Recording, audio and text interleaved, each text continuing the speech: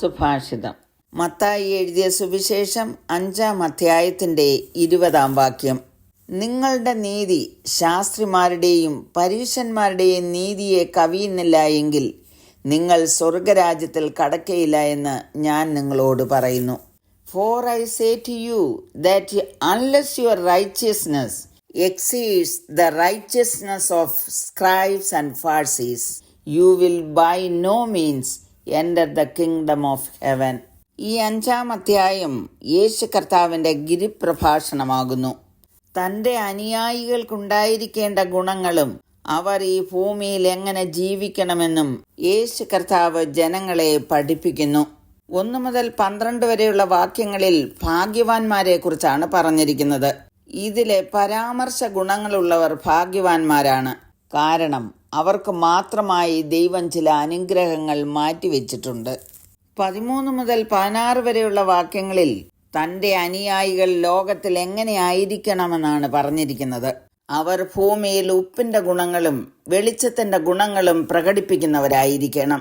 തുടർന്ന് ന്യായപ്രമാണവും യഥാർത്ഥ നീതിയും എന്താണെന്ന് പഠിപ്പിക്കുന്നു. നീതിയോടുള്ള ബന്ധത്തിൽ തന്റെ അനുയായികൾ എങ്ങനെ ആയിരിക്കണമെന്നുള്ള ഒരു താരതമ്യമാണ് 20-ാം വാക്യത്തിൽ യേശു കർത്താവ് പറഞ്ഞത്. നിങ്ങൾക്ക് സ്വർഗരാജ്യത്തിൽ കടക്കണമെങ്കിൽ ശാസ്ത്രിമാരുടെയും പരീശന്മാരുടെയും നീതിയെ കവിഞ്ഞിരിക്കണം. ന്യായപ്രമാണങ്ങളും വേദഗ്രന്ഥങ്ങളും പകർത്തി എഴുതുന്നവരായിരുന്നു ശാസ്ത്രിമാർ. പകർത്തി എഴുത്തിലൂടെ ജ്ഞാനമാർജിച്ച ഇവർ ന്യായപ്രമാണം പഠിപ്പിക്കുകയും വ്യാഖ്യാനിക്കുകയും ചെയ്തിരുന്നു. ജനത്തിന്റെ ഇടയിൽ ഇവർക്ക് വലിയ സ്വാധീന ശക്തിയും ഉണ്ടായിരുന്നു. പരീശന്മാർ ഒരു മതവിഭാഗമായിരുന്നു. അവർ നിയമങ്ങൾ കർശനമായി പാലിക്കുന്നവരാണ്. അവരുടെ നീതിയുടെ സ്വഭാവം അവർ നിയമങ്ങൾ ഭാഗ്യമായി ആചരിക്കും. യേശു കർത്താവ് അവരെ കുറിച്ച് പറഞ്ഞത്, അവർ മനുഷ്യർക്ക് സ്വർഗരാജ്യം അടച്ചു കളയുന്നു, അവർ സ്വർഗത്തിൽ കടക്കുന്നില്ല, കടക്കുന്നവരെ സമ്മതിക്കുകയുമില്ല എന്ന്.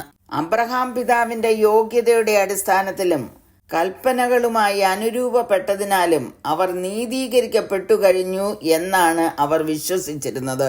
ഇവർ പൊതുവെ അഹങ്കാരികളും സ്വയം നീതിക്കാരുമായിരുന്നു. മതഭക്തിയിലും ആചാരങ്ങളിലും അവർ ശ്രദ്ധ ചെലുത്തിയിരുന്നു. നമ്മുടെ കാലയളവിലും ശാസ്ത്രിമാരുടെയും പരീശന്മാരുടെയും സ്വഭാവ ഗുണങ്ങളുള്ളവർ ധാരാളമുണ്ട്. പൗലോസ് പറയുന്നു, ഞാനൊരു പരീശനും പരീശന്റെ മകനുമായിരുന്നു എന്ന്. യേശു കർത്താവിനെ കണ്ടുമുട്ടിയ പൗലോസ് പറയുന്നത്, നീതിമാൻ ആരുമില്ല, ഒരുത്തൻ പോലുമില്ല. കാരണവും അദ്ദേഹം രേഖപ്പെടുത്തിയിട്ടുണ്ട്. എല്ലാവരും പാപം ചെയ്ത് ദൈവ തേജസ് ഇല്ലാത്തവരായി തീർന്നു. പാപിയായ മനുഷ്യരെ നീതീകരിക്കുവാൻ വേണ്ടിയാണ് കർത്താവായ യേശുക്രിസ്തു നമ്മുടെ പാപങ്ങൾ വഹിച്ചുകൊണ്ട് ക്രൂശിലേറിയത്. 2 കൊരിന്ത്യർ 5:21 ഇങ്ങനെ എഴുതിയിരിക്കുന്നു, പാപം അറിയാത്തവനെ നാം അവനിൽ ദൈവത്തിന്റെ നീതിയാകേണ്ടതിന് അവൻ നമുക്ക് വേണ്ടി പാപമാക്കി. യേശു കർത്താവ് നമ്മുടെ എല്ലാ പാപങ്ങളും അനീതിയും ഏറ്റെടുത്തു. അവനിൽ വിശ്വസിക്കുന്നവനെ അവിടുന്ന് നീതിമാനാക്കുന്നു. പരീശന്മാരും ശാസ്ത്രിമാരും ന്യായപ്രമാണത്തിൽ ഉറച്ചു നിൽക്കുന്നവരായിട്ടാണ് അറിയപ്പെട്ടിരുന്നത്. അവർ എല്ലാ മതനിയമങ്ങളും ഏറ്റവും ചെറിയ വിശദാംശങ്ങൾ വരെ പാലിച്ചിരുന്നു. ചതുകുപ്പ, ജീരകം എന്നിവയ്ക്ക് പോലും അവർ പതാരം കൊടുത്തിരുന്നു. പ്രിയമുള്ളവരെ, നമ്മുടെ യാതൊരു നീതി പ്രവൃത്തി കൊണ്ടും നാം നീതീകരിക്കപ്പെടുന്നില്ല. റോമർ 5:1 പറയുന്നത്, വിശ്വാസത്താൽ നീതീകരിക്കപ്പെട്ടിട്ട് നമ്മുടെ കർത്താവായ യേശു ക്രിസ്തു മൂലം നമുക്ക് ദൈവത്തോട് സമാധാനമുണ്ട്. യേശുവിൽ വിശ്വസിച്ച് നീതീകരിക്കപ്പെട്ട് സ്വർഗരാജ്യത്തിലെത്തുവാൻ നമ്മെ തന്നെ സമർപ്പിക്കാം. God bless you all with these words. സ്വർഗമഹിമ വിട്ടു ഭൂവിൽ താണു വന്നവൻ, സ്വർഗമഹിമ വിട്ടു ഭൂവിൽ താണു വന്നവൻ. വീശുമുറവും കയ്യിലെടുത്ത്, വീശുമുറവും കയ്യിലെടുത്ത് യോഹന്നാനാൽ സ്നാനമേറ്റു ആത്മപൂർണനായിതാ, യോഹന്നാനാൽ സ്നാനമേറ്റു ആത്മപൂർണനായിതാ. ഈ മരുവിൽ ചാരുവാൻ യേശുമാർവെനിക്കുണ്ട്, ഈ മരുവിൽ ചാരുവാൻ യേശുമാർവെനിക്കുണ്ട്.